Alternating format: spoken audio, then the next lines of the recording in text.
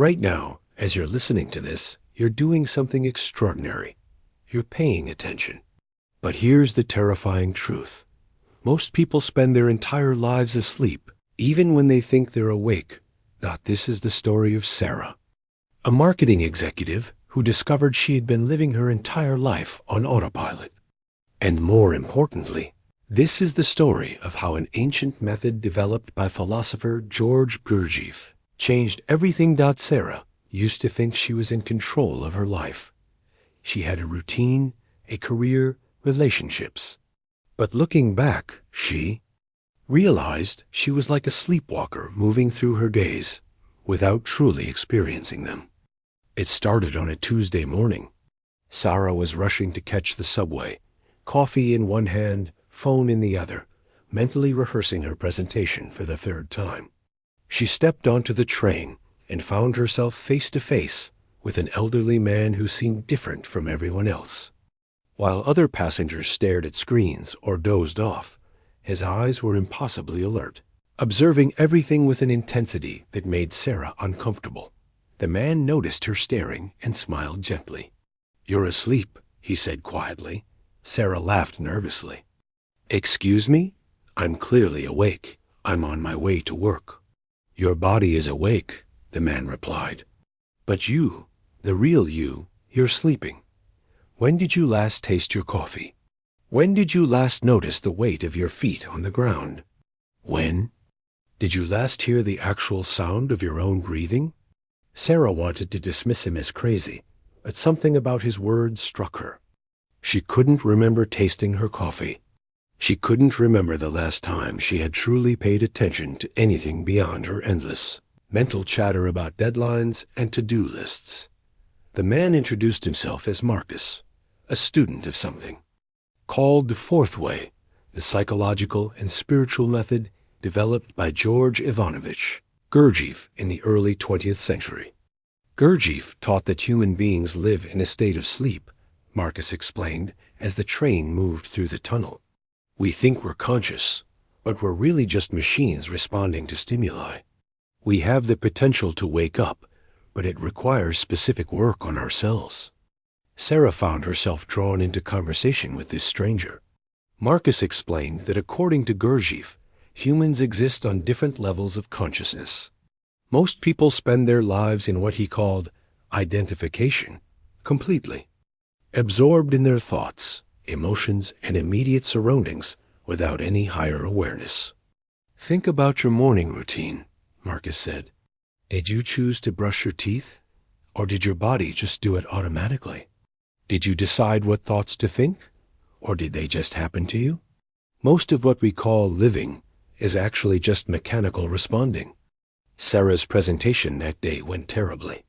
For the first time in years, she found herself distracted, not by her usual mental noise, but by a growing awareness of how unconscious she had become.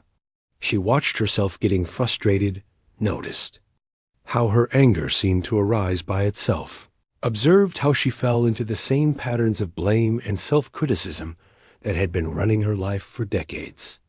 That evening, she researched everything she could about Gurdjieff and his method. What she discovered changed her understanding of human psychology forever. George Gurdjieff taught that most humans live in a state of waking sleep. We function. We work, we have relationships, but we do it all mechanically, without real presence or consciousness. He called this state identification, when we become completely absorbed in whatever is happening to us, losing all perspective and choice. The way out, according to Gurdjieff, is through what he called self-remembering, a specific type of divided attention where you remain aware of yourself while engaged in activity. It's not meditation in the traditional sense. It's active consciousness in the midst of ordinary life. Sarah decided to experiment. The next morning, she tried Gurdjieff's basic exercise. As she walked to the subway, she attempted to remain aware of her body walking while simultaneously being aware that she was aware. Within minutes, she was amazed to discover how quickly her attention wandered. She would start by feeling her feet on the ground and noticing her surroundings. But within seconds, she would be completely lost in thoughts about her day. This was her first glimpse of what Gurdjieff called the terror of the situation. The shocking realization that we have virtually no control over our attention, our thoughts, or our emotional reactions. We are, in his words, machines, sophisticated biological robots responding predictably to stimulus. But Gurdjieff also taught that this mechanical state is not permanent.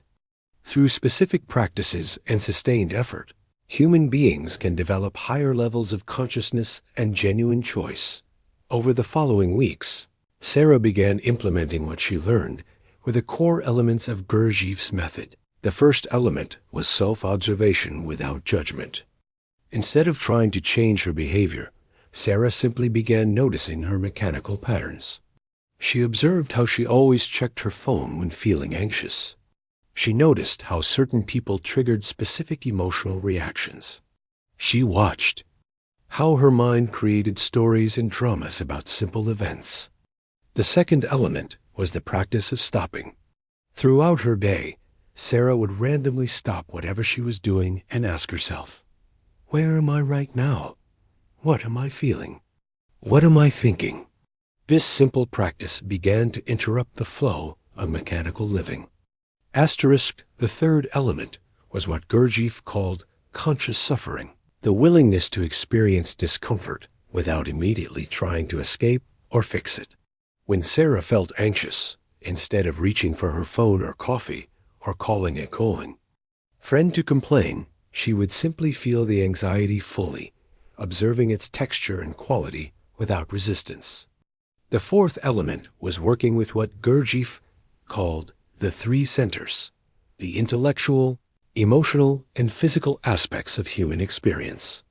Most people, according to Gurdjieff, live primarily in one center and neglect the others. Sarah began exercises to develop balanced awareness of all three, thinking clearly, feeling deeply, and inhabiting her body fully. As weeks turned into months, Sarah began to notice profound changes. The constant mental chatter that had dominated her inner life began to quiet down. She found herself able to listen to others without immediately formulating her response. She could feel her emotions without being overwhelmed by them. Most remarkably, she began to experience moments of genuine choice, spaces between stimulus and response where she could actually decide how to react. Her relationships transformed. Instead of reacting automatically to her boyfriend's moods, she could remain present and respond consciously. Instead of falling into familiar patterns of conflict with her mother, she could observe the patterns arising and choose something different. Her work improved because she could focus completely on what she was doing instead of being distracted by internal noise. But perhaps most importantly, Sarah began to understand what Gurdjieff meant by the development of being beyond just changing behaviors or achieving goals. She was becoming more fully human, more present, more aware, more capable of genuine love and understanding. The method wasn't easy.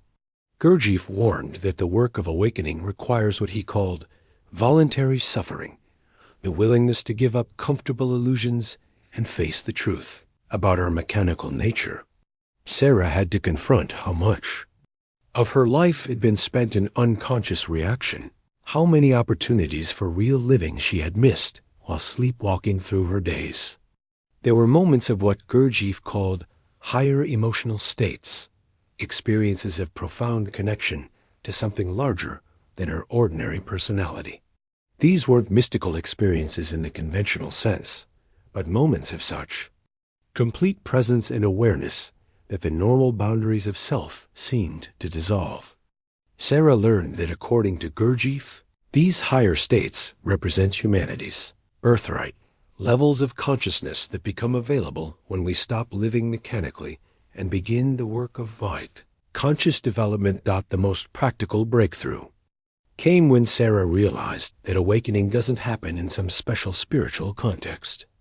It happens in the midst of ordinary life, while washing dishes, sitting in traffic, having difficult conversations. The kitchen becomes the monastery. The workplace becomes the temple. Every moment becomes an opportunity to choose consciousness over sleep. Gurdjieff taught that this work cannot be done alone. Sarah connected with others who are applying these principles, discovering that conscious community accelerates individual development. When people commit to honesty about their mechanical patterns and support each other's awakening, transformation happens more rapidly and sustainably. 6 months after that first encounter on the subway, Sarah's life looked similar from the outside, but felt completely different from the inside. She still had the same job, the same apartment, many of the same relationships. But she inhabited her life fully now, instead of sleepwalking through it. The method had given her something she hadn't even known she was missing: the experience of being truly alive. Not just existing, not just functioning, but actually living with consciousness, choice, and presence. This is the gift of Gurdjieff's teaching, the recognition that most of what we call problems are actually symptoms of unconsciousness. When we begin to wake up, we discover that we have capacities for happiness, creativity, and love that we never knew existed. We realize that we've been living a fraction of our potential, and that much more is possible. The work never ends, but it gets easier.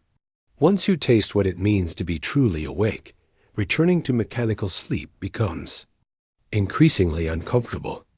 The method creates its own momentum. Consciousness wants to grow, awareness wants to expand, and being wants to develop. Sarah still sees Marcus occasionally on the subway. They don't always talk, but there's a recognition between them. The acknowledgement shared by people who have committed to the difficult and rewarding work of waking up from the collective sleep of ordinary human life. This is not just Sarah's story.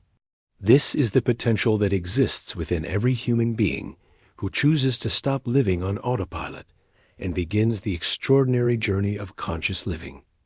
The method is available. The only question is, are you ready to wake up? Controls du Chat Sonnet 4.